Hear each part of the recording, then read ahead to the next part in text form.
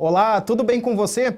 A democracia brasileira foi interrompida em 1964 depois de um golpe militar que teve grande participação da mídia. Depois da derrubada do governo do então presidente João Goulart e do estabelecimento da ditadura, censores passaram a controlar tudo o que era noticiado pela imprensa e a censurar os veículos e seus produtos.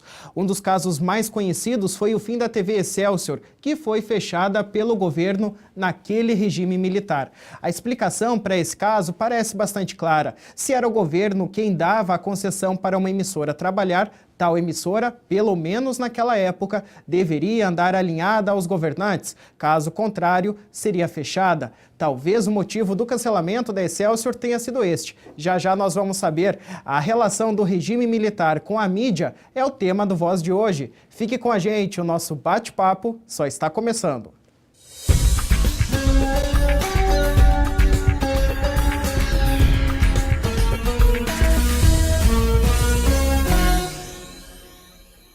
A ditadura militar sufocou por mais de 2 décadas um povo que queria ter a voz ouvida, mas que era sufocada pelo governo. A queda do governo de João Goulart propiciou que os militares passassem a controlar tudo o que era dito pela imprensa. A censura se estabeleceu e o direito de expressão foi oprimido. No programa de hoje vamos discutir sobre este assunto com o autor do livro A Mídia e o Regime Militar, o pós-doutor em jornalismo pela Universidade de Coimbra, em Portugal, o professor Álvaro Nunes Laranjeira.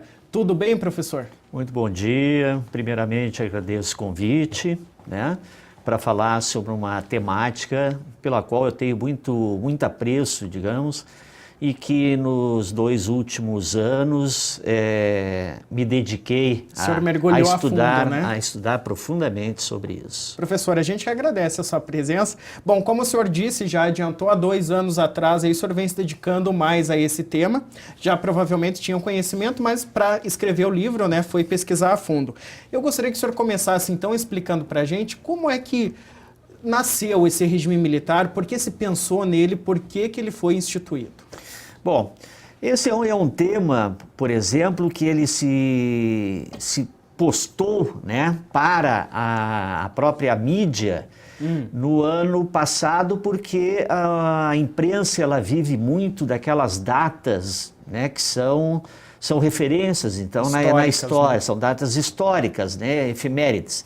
E uma dessas era os 50 anos do golpe militar. Veja que aqui já tem uma diferença, porque antigamente, vamos dizer aí, quando durante o regime militar, não era tratada essa data como um golpe militar pelas empresas de comunicação, e sim o movimento revolucionário de 31 de março. Aí já tem uma diferença. Aí já tem uma grande diferença, E daí, no ano passado, se viu obrigado a trabalhar com essa pauta. E aí, inclusive, as próprias empresas de comunicação, as principais, como, vamos pegar as organizações Globo, Folha de São Paulo e Estado de São Paulo, elas se posicionaram editorialmente fazendo uma retratação. Só que essa retratação, ela não correspondia realmente ao que houve, que era, elas se retrataram, por exemplo, as organizações Globo, Folha de São Paulo, Estado de São Paulo, disseram assim, bom, nós lamentamos de ter apoiado o regime militar, porém, foi um apoio que representava uma tendência na época, um anseio da sociedade, nós seguimos o que era, aquilo que se queria. E isso não é verdade, E para tanto é necessário que tenha um respaldo, que tenha uma forma de comprovar, que tenha conteúdo e não ficar simplesmente em suposições. E aí que aparece, por exemplo, a intenção do meu estudo, que eu fiz para, digamos assim, mostrar, comprovar e exemplificar e embasar para contrapor a essa desculpa, digamos, dos meios de comunicação para um episódio que é importantíssimo na história do país e que tentaram amenizar qual foi o papel dos meios de comunicação, o papel da imprensa, o papel da mídia nesse episódio. Tá certo. Professor, antes da gente continuar aqui, eu quero só pedir para o Wilson, vou mostrar nessa câmera aqui, o livro, então, que o senhor publicou no final do ano passado, né, professor? Foi, o senhor lançou final do ano passado. O livro aqui, então, A Mídia e o Regime Militar. Já a gente vai falar um pouquinho mais, inclusive, sobre aqui essa imagem que vocês estão vendo, que fica logo abaixo aqui, que é um anel, tem um porquê desse anel aqui, mas a gente já vai entrar nesse assunto. Professor, o senhor falou sobre essa retratação aí da mídia, né, no ano passado. Justamente havia, pelo menos, o governo tentou abrir os arquivos, né, do regime militar e tornar público para a história do povo brasileiro o que realmente aconteceu naquela época. Houve uma tentativa disso. Por outro lado, houve uma má vontade dos veículos de comunicação se exporem e apoiarem o governo nesse sentido, né, de mostrar esse material. Como é que o senhor vê isso, justamente essa má vontade mesmo de tornar público, de repente, algo ali que eles fizeram no passado, não sei se arrependeram ou não, pode até ser que até que não se arrependeram, né? Mas por algum motivo ou outro não quiseram trazer à tona novamente essa temática toda. Ali porque eles tiveram que se desculpar, mas também não assumiram realmente a culpa que tiveram, né? Então, por exemplo, pega as organizações, a Rede Globo, né? Ela fez um material, fez um acompanhamento, pautou esse tema, porém, ela nunca incluía o próprio material dela histórico que mostrava o protagonismo ou de que forma ela se inseriu? Se inseriu, participou, fomentou a derrubada de um governo constitucional e, mais ainda, legitimou o regime militar. Então, os três, vamos pegar, né, que aí pega as grandes empresas de comunicação da época. E essas estavam mais ou menos com esse trio, né? Entendi. Esse trio. Então, ela, em nenhum momento dessa recuperação histórica, né, do que a própria mídia fez, em nenhum momento ela mostra de que forma ela fomentou um golpe militar. E mais ainda, como que ela legitimou aquele regime. Nós temos, até agora, nessa semana, vamos dizer assim, né, olhando no site do Estado de São Paulo, eles estão fazendo vários spots assim, sobre os 140 anos do Estadão. Né? E o relativo à ditadura militar, aparece o seguinte, aparece aquelas manifestações antes, né, durante o governo João Goulart, depois aparece a movimentação militar e esse período assim, entre 64 até 68, surge no vídeo do Estadão em praticamente 5 a 10 segundos, dizendo o seguinte: o Estado de São Paulo apoiou o movimento militar, derrubada do governo João Goulart, e logo em seguida se desincompatibilizou com o regime militar com a edição do Ato Institucional número 2, que tira os partidos políticos, né? Acaba com os partidos políticos, institui 2 partidos apenas, Arena e MDB, e acaba também com as eleições diretas, por exemplo, para presidente, para governador. Então, o Estado de São Paulo dá uma impressão de que, no momento que houve uma interrupção, de que haveria um processo democrático, ele se torna oposição ao regime militar. Não é verdade. Por quê? Porque o Estado de São Paulo, o dono do Estado de São Paulo na época, Júlio de Mesquita Filho, em 1961, a pedido de militares que estavam já preparando um golpe militar, né, que não conseguiram em 61, no episódio da legalidade, esses 3, vamos dizer, ministros militares pediram ao Júlio de Mesquita Filho que fizesse um documento o qual respaldaria um ato golpista. E ele fez, que é um ato institucional. E nesse ato institucional havia, por exemplo, de medidas muito piores do que todos os atos institucionais implementados pelo regime militar.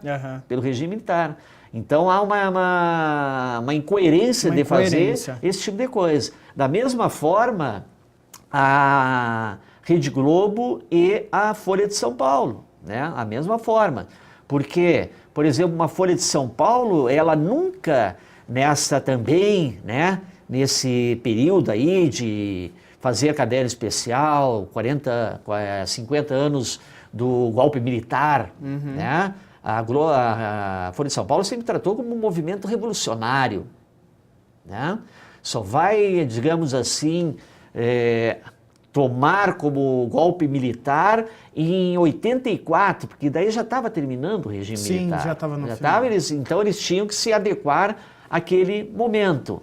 Da mesma forma, a Rede Globo, né?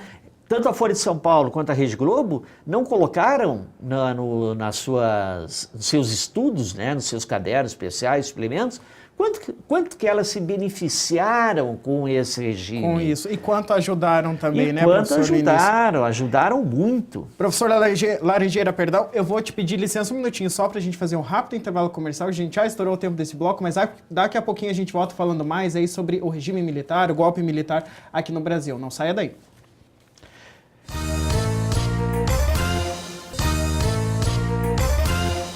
Muito bem, estamos de volta com Voz e hoje a gente está discutindo aqui no programa sobre o golpe militar de 64 e também o regime militar que se instalou aqui no Brasil por quase 20 anos. Conversando comigo sobre este tema, eu tenho o prazer de receber aqui no estúdio hoje o professor Laranjeira, que é pós-doutor em jornalismo pela Universidade de Coimbra, lá em Portugal, e que entende muito do assunto e também publicou no fim de 2014 esse livro aqui que trata de toda essa temática que a gente está discutindo aqui hoje. Professor, obrigado mais uma vez pela presença. Sim. Bom, a gente falava no bloco anterior sobre os veículos de comunicação, os grandes, né, daquela época, não assumirem quanto ganhavam com o golpe militar por apoiarem os militares durante todo aquele período, e também não se falava quanto eles investiram, né? Se bem que o senhor traz algumas informações disso aqui. Empresas grandes como Coca-Cola investiu, né? A gente sabe, o senhor estava me contando, eu não sabia, mas fiquei sabendo agora, que o Assis Chateaubriand encabeçou uma campanha para angariar verba, né? Para se instalar, primeiramente, o golpe militar, né? Conta pra gente essa história. Bom, isso que está a razão ali do anel, né? Esse anel que está na capa do livro foi uma campanha realizada pelos Diários Associados. Os Diários Associados, cujo dono era Assis Chateaubriand, era o grupo hegemônico da mídia brasileira naquela época, né? Seria hoje a Rede Globo. Para se ter uma ideia, o Assis Chateaubriand tinha, vamos dizer, 90% dos canais de televisão. Era muita coisa. Todas as capitais onde houvesse televisão, uma delas, no mínimo, era do Assis Chateaubriand, dos Diários Associados. Havia capitais, por exemplo, que havia 2 canais. Então, imaginam, ele centralizava, monopolizava praticamente todo o mercado de televisão. Né? Também centenas de rádios e dezenas de jornais. Então, o senhor Assis Chateaubriand resolve, para agradar os militares e também porque ele tinha uma certa identificação, né, com o movimento, ele faz que a campanha que se chama De Ouro para o Bem do Brasil.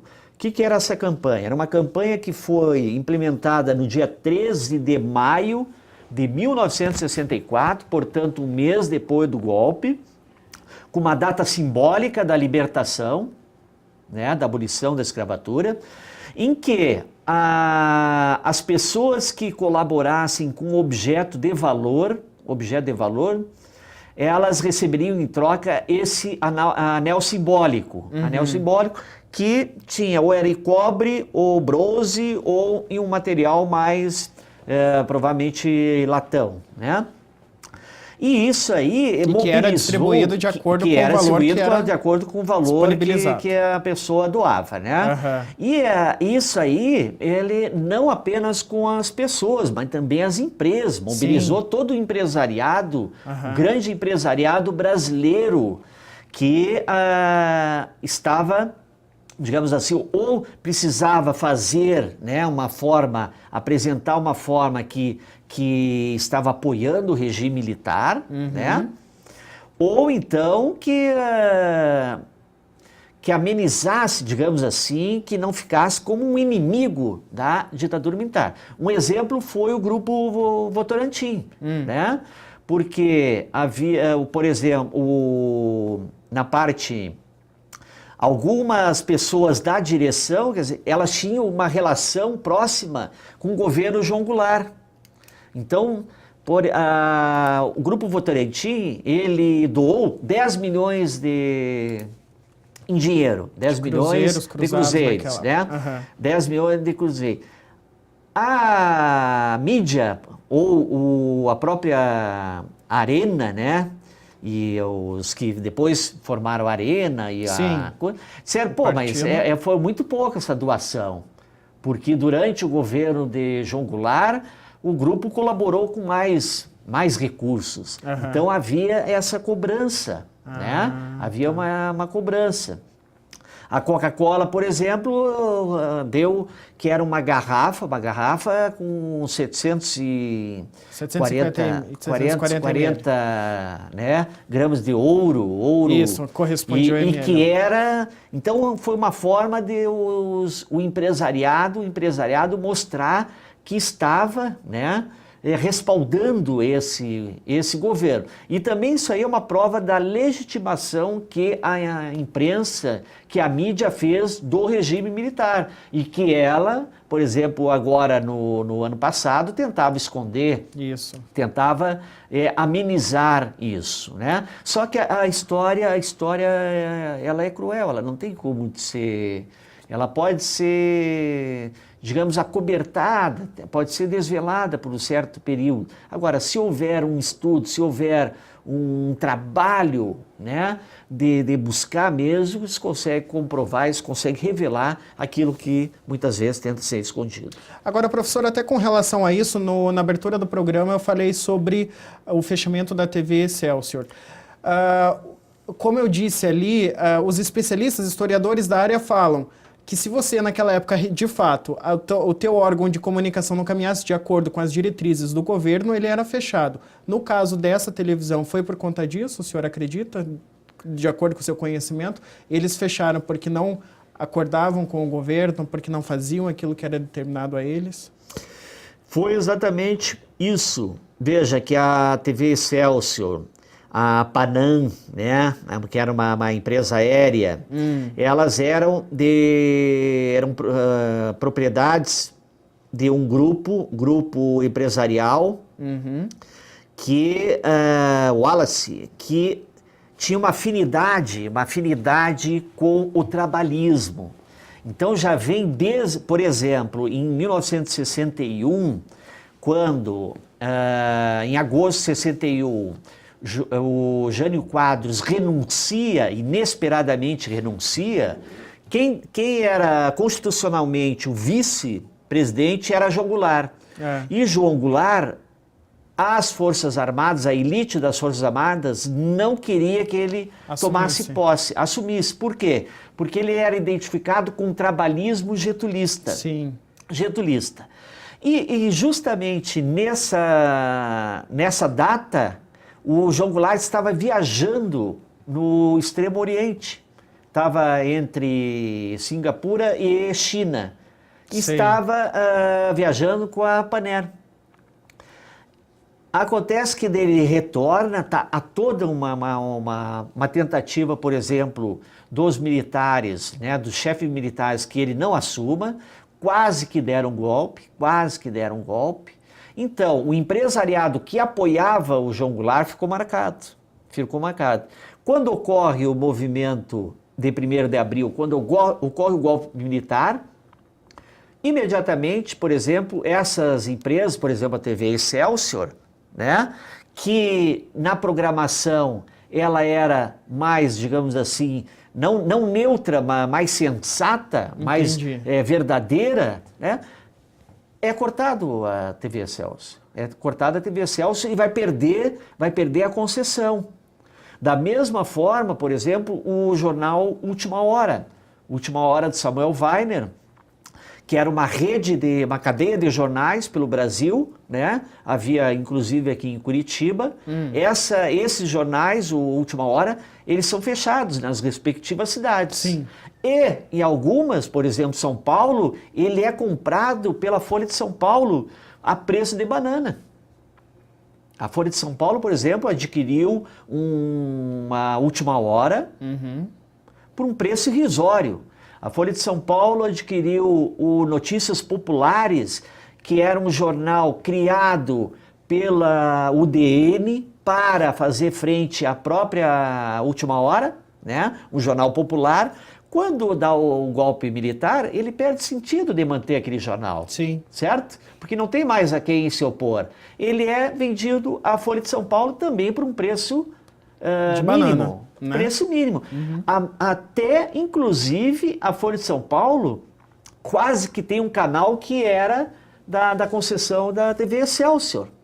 Só não fechou por questões financeiras. Entendi. Que viu que... Então, esse benefício, né, que houve era da própria mídia se valendo da perseguição da mídia. Entendi. Então, empresas de comunicação cujos militares a identificavam como progressistas foram censuradas e foram fechadas. E quem se alimentou, quem se beneficiou foi a própria mídia com grupos que apoiavam o regime militar. Tá certo, professor. Vamos fazer de novo um rápido intervalo aqui, uma pausa no nosso bate-papo e daqui a pouquinho a gente volta falando mais sobre o golpe militar, sobre o regime militar brasileiro. Até já.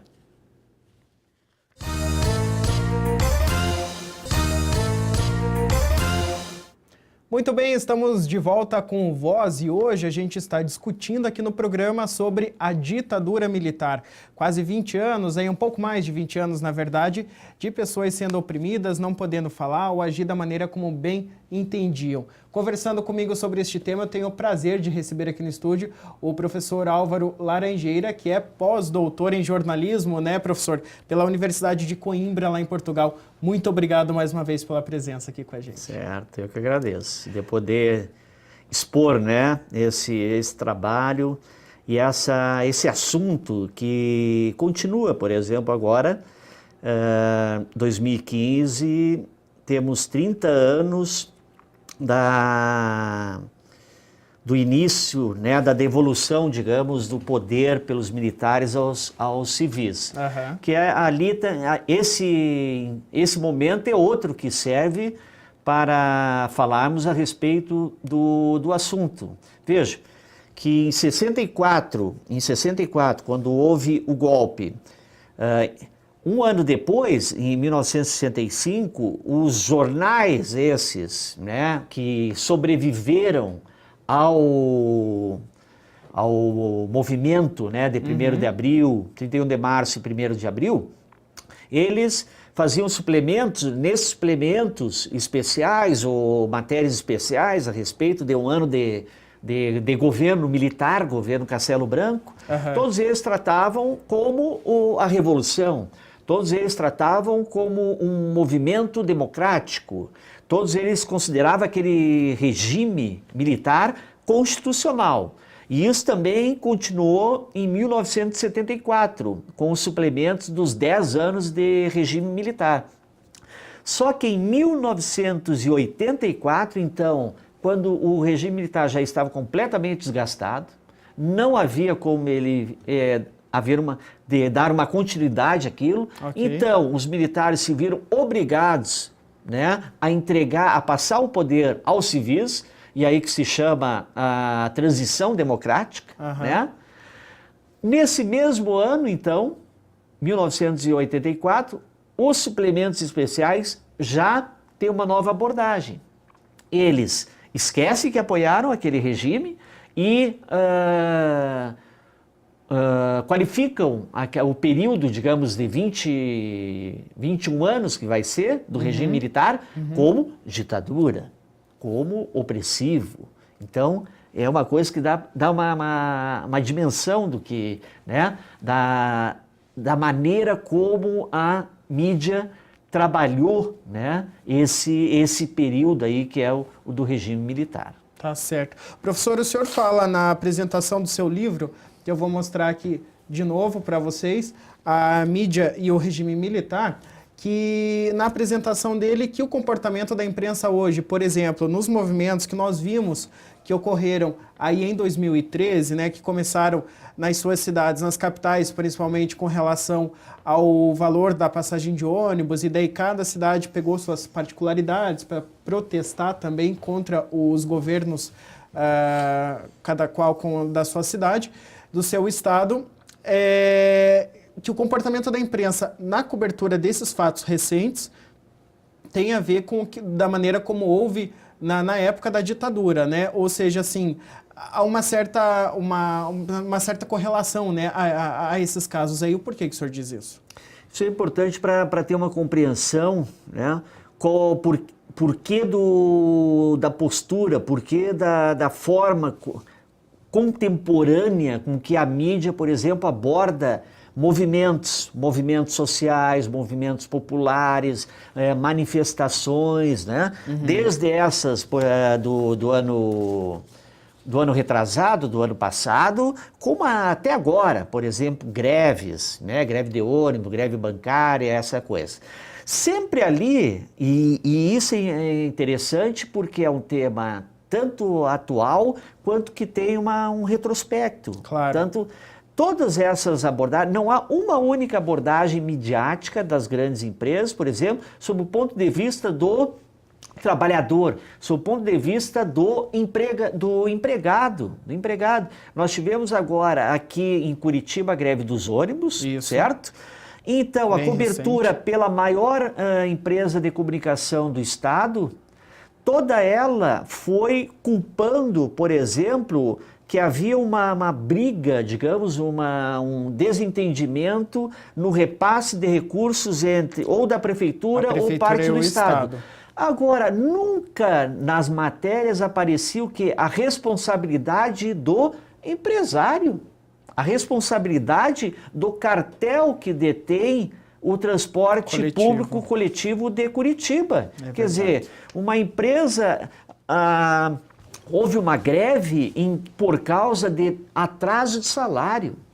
Não era reivindicando aumento, foi por causa de atraso de salário. E quem é que paga esse salário? É o empresário. E ele não aparece nas matérias relativas à greve em Curitiba. Por quê? Né? Da mesma forma, então, as manifestações populares ou as manifestações, as reivindicações, elas são... Quando abordadas pela mídia, elas são tratadas do ponto de vista patronal. Isso aí vem já há 50 anos, há 60 anos, né? Os próprios movimentos aí de 2013, eles eram enfocados... houve uma repulsa imediata dos movimentos com a cobertura midiática. Nós víamos isso. Isso. Né?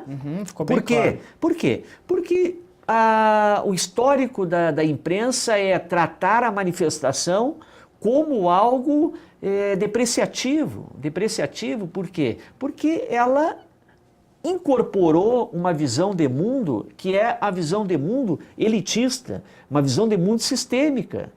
E por isso que em 1964, quem que ela vai apoiar? Ela vai apoiar os grupos, por exemplo, da classe militar, vai apoiar aqueles que eram os golpistas, né? Para derrubar um governo que não era um governo do caos, não era o governo do errado, do descalabro. Era um governo que estava enfrentando dificuldades. Mas por que ele estava enfrentando dificuldades? Porque ele tinha uma perspectiva, ele tinha uma proposta que era muito mais social do que liberal. E aí que era o problema. O que essa imprensa fez? Começou a associar João Goulart ao comunismo, para criar o quê? Para criar um ambiente que posteriormente justificasse retirá-lo do poder. A saída dele. A saída dele. E aí quando retiraram ele, começaram o quê? Começaram a perseguir todos que tinham essa mesma uma visão, quer dizer, uma visão social.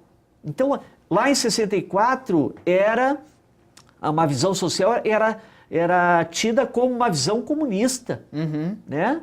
E hoje em dia já não tem mais como parâmetros uma guerra fria, né? Então tu não tem mais capitalismo e comunismo. Hoje é associado com desperdício de dinheiro público. Veja uma coisa, é impressionante, a mídia brasileira, a imprensa brasileira de agora, todo projeto social, programas sociais, nunca é acompanhado na visão social, nunca. É sempre acompanhado como dá uma conotação de que seja sustentação de empresários, quem está sustentando para que ele funcione. Paternal, como se fosse paternal, como se o governo estivesse sustentando as pessoas, não estimulasse ao trabalho, não estimulasse a livre ação. E ao mesmo tempo, veja agora esse próprio exemplo de Curitiba, a livre iniciativa não estava pagando os motoristas cobradores porque não recebia dinheiro do Estado. Então é interessante que o empresariado brasileiro, esse apologético, digamos, da livre iniciativa, todo ele é um capitalismo em que só vai brincar de livre iniciativa se o papai Estado permitir. Né? E ao mesmo tempo, as próprias grandes empresas de comunicação, todas elas têm investimento, têm empréstimo, têm dinheiro que é adquirido onde? Não é no banco particular, não é no Bradesco, não é no Itaú, é em qual? É no BNDES, é no Banco do Brasil, é na Caixa, quer dizer, onde tem juros menores, Então, essa coisa fantasiosa de um discurso, toda vez que precisa, aí o Estado serve. Agora, os movimentos sociais já não. Por quê? Porque é sempre um constante incômodo. Se pega um estudo do DIEESE, é uma entidade que faz todo um levantamento, por exemplo, dos aumentos salariais, do custo de vida e tudo. No ano passado, as duas empresas que deram o menor aumento salarial foram bancos e comunicação. Ora, banco é o que tem mais dinheiro, tem o menor aumento salarial. E a comunicação, as empresas de comunicação. Né? Veja o contrassenso. A discrepância. Professor, vou pedir licença mais uma vez aqui no nosso bate-papo. Vamos fazer um novo intervalo comercial e na volta a gente fala sobre mais um período aí da ditadura militar, quando surgiram jornais independentes. O porquê disso? Já a gente vai saber. Fica aí com a gente.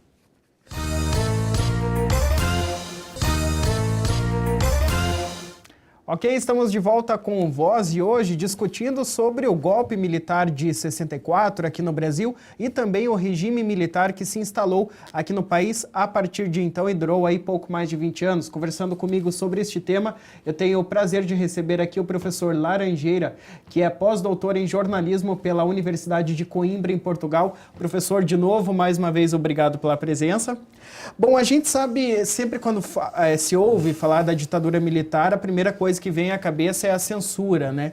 E ela foi muito forte, né? Aos veículos de comunicação em geral. Tanto é que ela foi forte que muitos não agradavam muitas pessoas, né? Não se deixavam serem mandados, e eu digo isso com relação aos comunicadores, que acabaram surgindo veículos independentes, né? Como é que foi o surgimento disso? Como é que o senhor analisou isso para colocar aqui no seu livro? Bom, esse processo aí, vejam, já tem dentro, né, da história da imprensa brasileira, ela, principalmente a partir dos anos 50, ideologicamente, é difícil de haver uma imprensa brasileira de esquerda, com jornais diários, né? O mais, digamos assim, próximo a isso foi a Última Hora. E isso perdura até hoje. Então, e há que são os jornais semanais, né? Sei. Que aí sim, que há que, por exemplo, dos Partido Comunista, esses jornais semanais e as coisas todas. Uhum. Quando ocorre o golpe, naturalmente já há um silenciamento dessa imprensa, né, que era progressista. Isso. Então, aí fecha a Última Hora, todos os Última Hora, fecham os jornais, por exemplo, nacionalistas, o Binômio, por exemplo, né? Jornais do próprio Partido Comunista. Do Partido Comunista. Então já houve um filtro, né?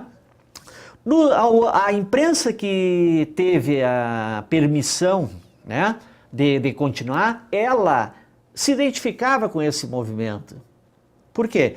Porque aqueles jornalistas dentro dessa imprensa que contrapunham-se a uma atitude golpista, eles também foram demitidos, ou já no primeiro ato institucional, que é de 9 de abril de 1964, já foram penalizados. Por exemplo, que é o caso do historiador Nelson Werneck Sodré, né? Que ele era colaborador da Última Hora, era colaborador de outros jornais, mas todos os jornais, ele sempre tinha um estudo, uma trajetória de ser um militar nacionalista e um cidadão, digamos assim, ou um jornalista mais à esquerda, esquerdista, né?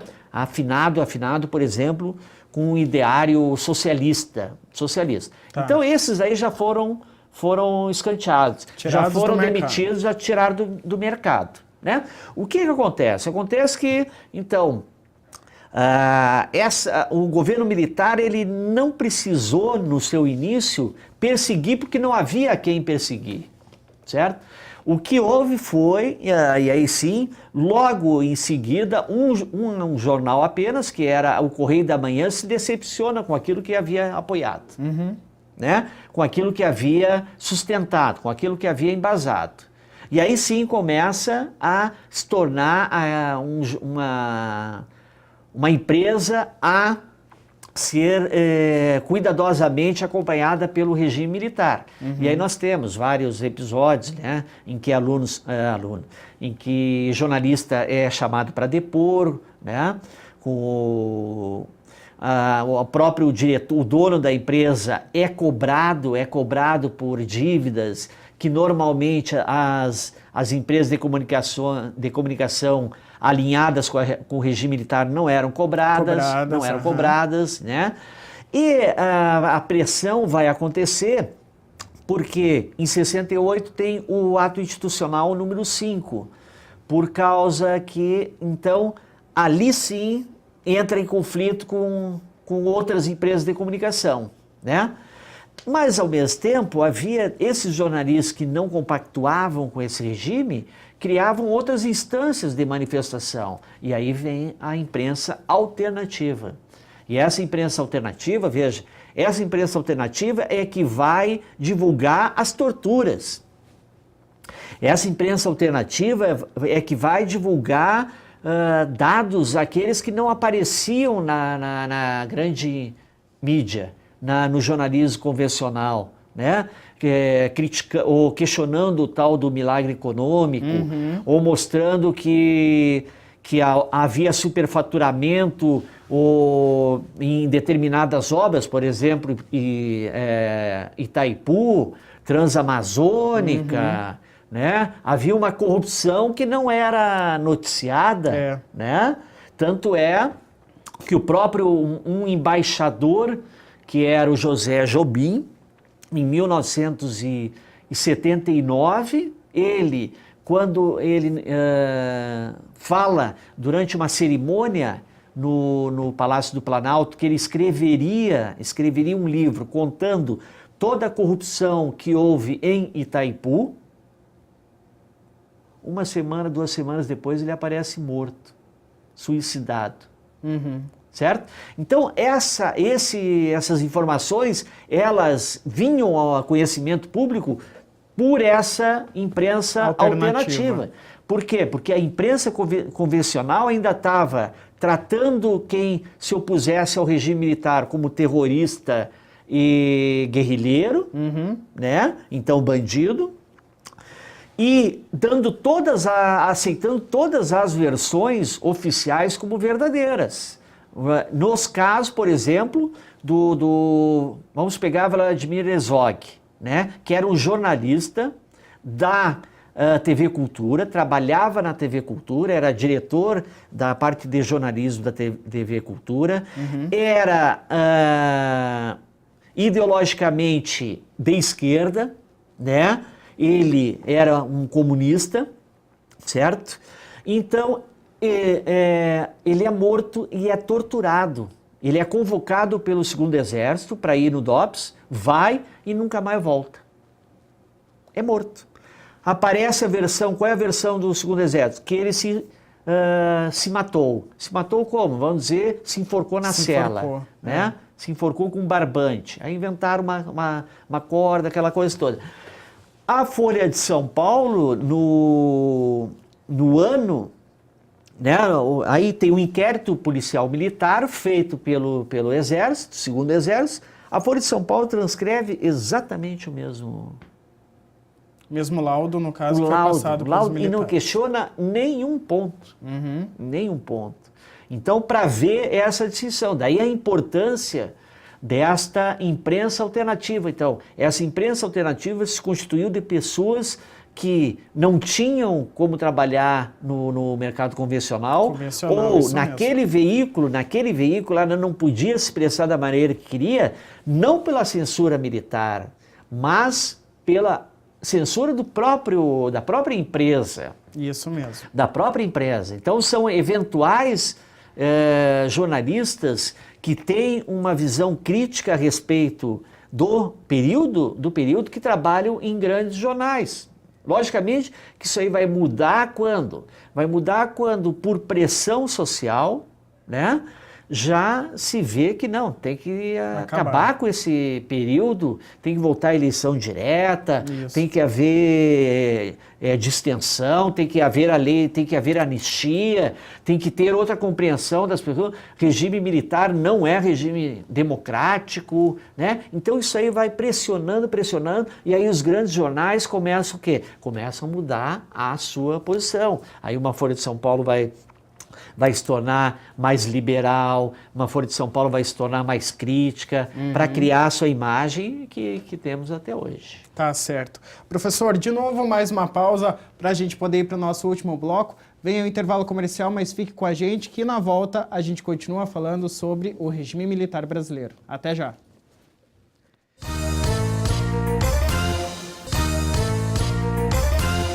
Olá, estamos de volta com Voz, hoje discutindo sobre o regime militar, a época do regime militar brasileiro. Conversando comigo sobre este tema, tenho o prazer de receber aqui no estúdio o professor Laranjeira, que é pós-doutor em jornalismo pela Universidade de Coimbra, lá em Portugal. Professor, de novo, não canso de agradecer, obrigado mais uma vez pela presença aqui com a gente, tá? Bom, antes da gente entrar no intervalo comercial, a gente falava sobre o início, aí vamos dizer, o início do fim do regime militar, né? Que foi quando surgiu a imprensa alternativa, que começou a bater os veículos de comunicação convencionais, vamos dizer, dar notícias verdadeiras, não sei se a gente pode dizer assim, mas que pelo menos que eram notícias oprimidas pela imprensa convencional, né? E aí as pessoas, a população, se não tinham conhecimento do que de fato aconteciam com perseguições, assassinatos, vinham a ter esse conhecimento. E talvez daí começou a nascer o movimento das diretas já. Foi mais ou menos isso que aconteceu, mais ou menos por aí? Foi mais ou menos por aí. E o que ocorre?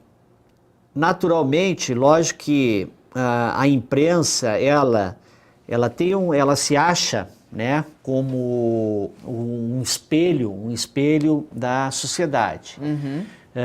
Porém, ela não é um espelho da sociedade, ela é um espelho do que ela acredita que seja aquela sociedade. Ok. Né? Portanto, porque senão, se ela fosse um espelho da sociedade, ela, desde um primeiro momento, desde a primeira semana daquele movimento lá, 31 de março, 1º de abril, quando houve, né, o golpe mesmo, Uhum. né? Por quê? Porque até ali ela tinha uma justificativa que foi, bom, os militares efetivaram aquilo que os grupos, que a sociedade queria.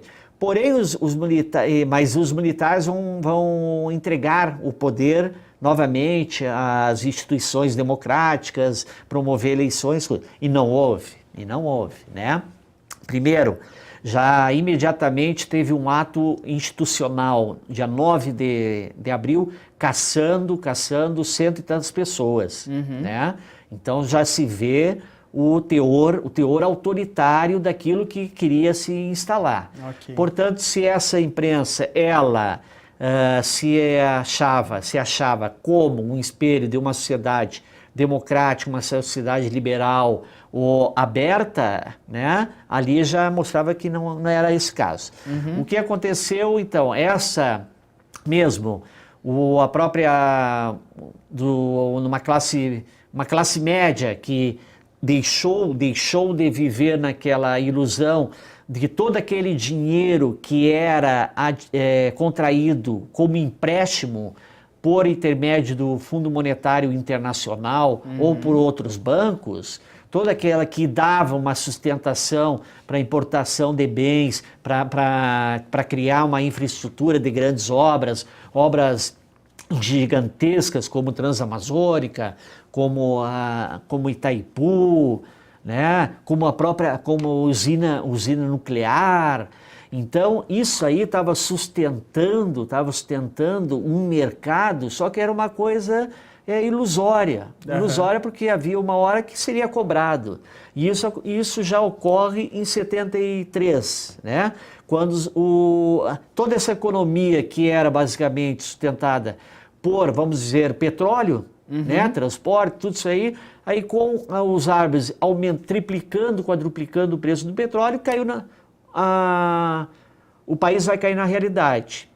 Então, essa mesma sociedade que tinha sido conivente com o estado de coisa, com esse regime, começa a se inquietar, começa a eleger deputados da oposição, né? Começa a pressionar para que haja uma liberalização desse regime, que começa a ter maior participação, essa coisa toda. E aí, naturalmente, a imprensa, vendo, né, detectando isso, ela começa a se alinhavar também. Né? A se manifestar. A se manifestar. Daí tem a pressão por volta dos direitos políticos, a anistia, né? Que começa em 77, 78, culminará com a lei da Anistia 79, e logo em seguida que é a pressão para que tenha aquilo que é o mínimo que se exige de um regime mesmo que se possa dizer democrático, que é a eleição presidencial. E aí que entra o movimento das diretas já. Uhum. Mas veja que no movimento das diretas já, as empresas de televisão, por exemplo, elas vão entrar no final, quando já está demonstrado que esse movimento tem um respaldo popular. Aí ela entra e apoia, né? Mas quem começou mesmo foi uma parte mais idealista da imprensa e, logicamente, da sociedade, que é aquela que se enfrentava um regime militar. Professor, regime militar. A gente tem umas imagens, eu gostaria só de passar umas imagens de uma reportagem, se o pessoal da técnica ali puder colocar aqui para a gente dar uma olhada, para o pessoal em casa também, justamente fazendo uma ponte, mais uma vez, dos movimentos que houveram em 2013, né, com relação a estudantes. A gente vê ali a fachada da Universidade Federal do Paraná, ali na Praça Santos Andrade, um movimento que começou pela internet. Hoje em dia a gente tem as redes sociais, né? O pessoal começando a chegar, mas depois, nas imagens mais para frente, o grupo de pessoas é muito grande que se concentra ali para poder reivindicar. Aí já reivindica sobre passagem de ônibus, sobre mais dinheiro para educação, para saúde. A gente vê aí a polícia atuando. Era nessas imagens que eu gostaria de chegar. Essas imagens aí, alguma coisa lembra esses movimentos das diretas já que a gente teve lá no finalzinho da ditadura militar, professor? Bom, essas imagens aí, elas nos mostram o que é a concepção tida pelo Estado a respeito da participação social, da participação tanto não especificamente de categorias, né, mas popular, mas toda manifestação, e aí está o exemplo, ela tem muito mais uma interpretação, digamos, policialesca do que de segurança, né? De segurança. A violência parece que impera, né?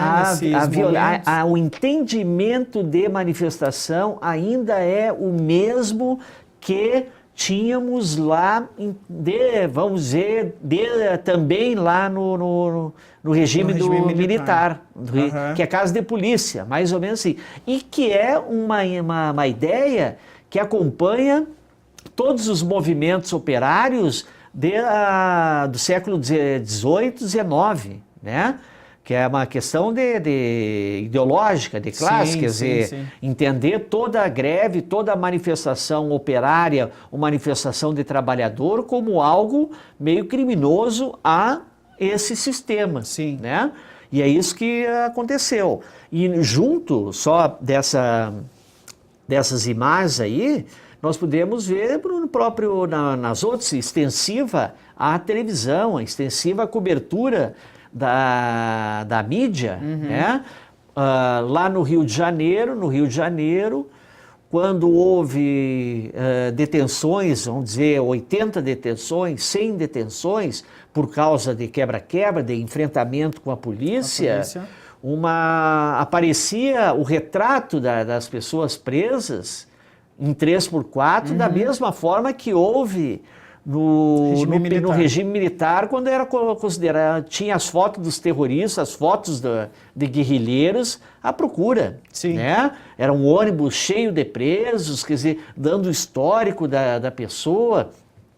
Para ter uma ideia, o Estado de São Paulo, ele publicou em 1977 uma lista de 95 funcionários tidos como comunistas, fornecida pelo ministro do Exército, que havia sido demitido naquela semana, que era o Silvio Frota, que era um expoente da extrema-direita, o grupo mais reacionário das Forças Armadas.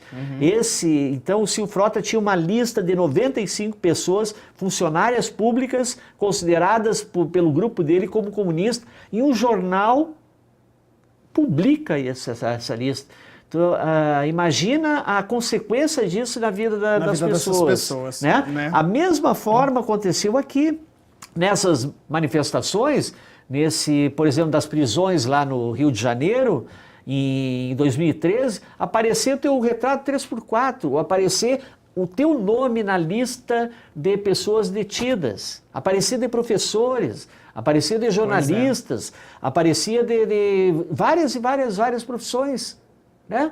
Ali, o fulano preso. Que talvez não devessem nada, mas estavam lá nada, não era um ato exato, não era um ato de banditismo, provavelmente não tenha quebrado nenhuma vidraça, não tenha posto fogo em carro. Mas é aquela coisa, estava no lugar errado na hora errada. Estava ali e não achou justo aquela prisão de outras pessoas.